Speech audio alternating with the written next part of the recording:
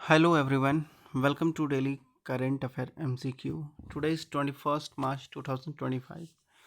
Let's start from our first question. Before we start our first question, अगर आपको video अच्छी लगती है तो प्लीज़ चैनल को सब्सक्राइब कीजिए, वीडियो को लाइक कीजिए। अगर कोई क्वेश्चन हो या कोई डाउट हो तो प्लीज़ कमेंट सेक्शन में पूछिए, इससे एंगेजमेंट बढ़ती है चैनल की। ठीक, बहुत मेहनत लगती है इसको बनाने में, तो प्लीज़ ये कीजिए। Okay, now come to our first question. पहला क्वेश्चन देखो, कहता है क्या, पेरिस क्लाइमेट एग्रीमेंट को लेकर के कह रहा है कि consider the following reference to the Paris climate agreement. ठीक है, पेरिस क्लाइमेट एग्रीमेंट में कौन सा स्टेटमेंट करेक्ट है उसको बताना है। Okay, so our first statement is the agreement replace the Kyoto protocol as the primary global climate treaty. ठीक है, पेरिस क्लाइमेट एग्रीमेंट में क्या होता है कि जो एग्रीमेंट है क्योटो प्रोटोकॉल, उसको रिप्लेस किया जाता है प्राइमरी ग्लोबल क्लाइमेट ट्रीटी से। ओके, और now the second statement is the United nation framework convention on climate change UNFCC is governing body that oversees the implementation of Paris agreement. Okay, तो कह रहा है कि UNFCC इज ये governing body है जो कि ओवरसीज करता है इम्प्लीमेंटेशन ऑफ पेरिस एग्रीमेंट को। Okay, now the third statement is the agreement is legally binding on the signatory country requiring to meet them for their nationally determined contribution। Okay, कह रहा है कि एग्रीमेंट जो है ये लीगली बाइंडिंग है सारे सिग्नेटरी मेंबर पर। ठीक है, जो भी उस कह सकते हैं कि पेरिस क्लाइमेट एग्रीमेंट के मेंबर हैं उन पर। Okay, now the fourth statement is the agreement provide the financial and technical support to developing country for the climate action. ठीक है, उसके बाद पेरिस क्लाइमेट एग्रीमेंट में ये कहा जाता है कि जो एग्रीमेंट में ये भी है कि जो फाइनेंशियल और टेक्निकल सपोर्ट है वो प्रोवाइड किया जाएगा डेवलपिंग कंट्री को फॉर क्लाइमेट एक्शन को लेकर के। ओके, तो बताओ इसमें से कौन सा स्टेटमेंट करेक्ट है वो आपको बताना है, बताओ। सो द करेक्ट ऑप्शन इज आपका स्टेटमेंट फर्स्ट करेक्ट हो जाएगा, स्टेटमेंट टू भी करेक्ट हो जाएगा, स्टेटमेंट फोर भी करेक्ट हो जाएगा।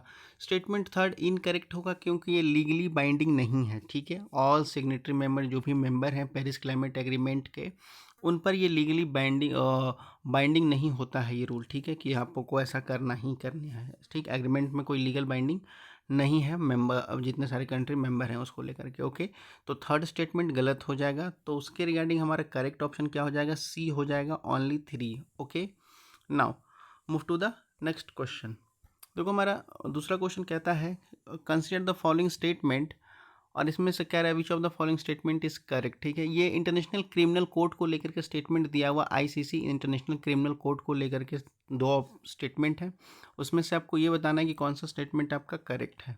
ओके, तो नाउ आपका फर्स्ट स्टेटमेंट कहता है the international criminal court can initiate N investigation only if a case is referred by the United nation security council, जिसको UNSC कहते हैं। ठीक है, कह रहा है इंटरनेशनल क्रिमिनल कोर्ट जो है वो इनिशिएट करता है कोई भी इन्वेस्टिगेशन, तभी शुरू करता है कोई भी केस में इन्वेस्टिगेशन करना जब उस केस में क्या होता है कि यूनाइटेड नेशन सिक्योरिटी काउंसिल के द्वारा रेफर किया जाता है वो केस तब। ठीक है, now the second statement is only country that are party to Rome statute fall under the jurisdiction of ICC। ठीक है, कह रहा है कि केवल एकमात्र कंट्री है जो कि are the party of the Rome statute जो कि ICC के जुरिडिक्शन के अंडर आते हैं। ठीक है, तो बताओ इसमें से कौन सा स्टेटमेंट करेक्ट है आपके इंटरनेशनल क्रिमिनल कोर्ट को लेकर के।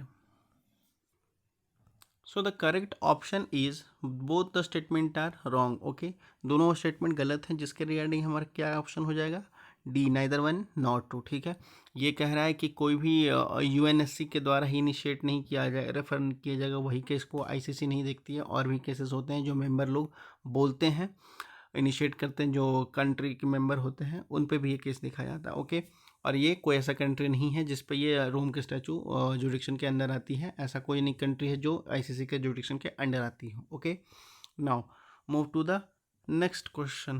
The third question is consider the following reference to the chief election commission of India. ठीक है, भारत के मुख्य न्यायाधीश के ऊपर ये स्टेटमेंट है, उसमें से बताना है कौन सा स्टेटमेंट आपका सही है।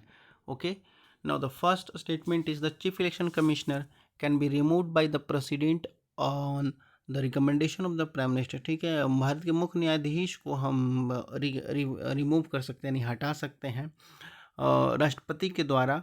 और राष्ट्रपति को कौन रिकमेंड करेगा, किसकी सलाह पर, तो प्रधानमंत्री की सलाह पर। ये आपका पहला स्टेटमेंट कहता है।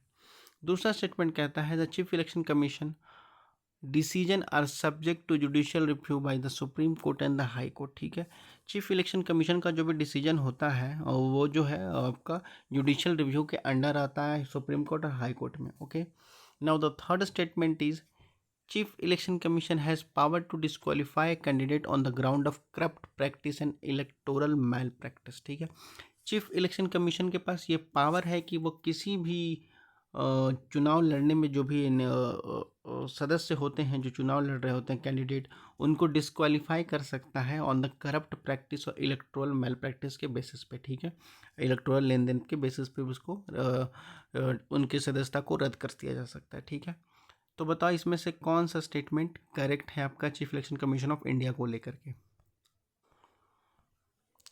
सो the correct statement is statement first आपका गलत है, स्टेटमेंट सेकंड सही है, स्टेटमेंट थर्ड सही है। ओके, तो उसके रिगार्डिंग हमारा क्या हो जाएगा, ऑप्शन हमारा बी हो जाएगा, ओनली 2। लेकिन स्टेटमेंट फर्स्ट आपका गलत है। ये देखो कैसे गलत है, ये जो रिमूव कह रहा है ना, president by the on the recommendation of prime minister के सलाह पर, प्रधानमंत्री की सलाह पर तो नहीं। देखो चीफ इलेक्शन कमीशन को आप रिमूव कर सकते हैं कैसे, by the president only after resolution pass in the both house of the parliament with special majority. ठीक है, दोनों सदनों में, संसद के दोनों सदन जो है राज्यसभा लोकसभा, वहाँ दोनों स्पेशल मेजॉरिटी से आपका रिजोल्यूशन पास किया जाएगा। ठीक है, तभी वो उसको राष्ट्रपति के द्वारा हम हटा सकते हैं। ठीक है, और 2/3 member present and voting in both house. ठीक है, जिसमें क्या होता है कि 2/3 मेंबर आपके मौजूद होने चाहिए और वोटिंग होने चाहिए सदस्यों का। ठीक है, और जब भी ये किस बेसिस पे, जब प्रूव मिसबिहेवियर और इनकैपेसिटी आपको इलेक्शन कमीशन के अंदर दिखा जाता है तब। ठीक है, सिमिलर प्रोसीजर है ये, रिमूव का सिमिलर प्रोसीजर आपका क्या है, सुप्रीम कोर्ट ऑफ जजेस का। ठीक है, उसमें भी सेम ही कहानी है कि आपको स्पेशल मेजॉरिटी से रिजोल्यूशन पास किया जाता है। ओके, तो इसका करेक्ट ऑप्शन क्या हो जाएगा आपका, बी हो जाएगा, only 2। Okay, second and third, first गलत है। Okay, that's solve for the today session. अगर कोई क्वेश्चन या कोई क्वेरी हो तो आप लोग कमेंट सेक्शन में पूछ सकते हैं। बाकी वीडियो अच्छी लगी हो तो लाइक एंड सब्सक्राइब कर दीजिएगा। बाकी पढ़ते लिखते रहिए। धन्यवाद, जय हिंद।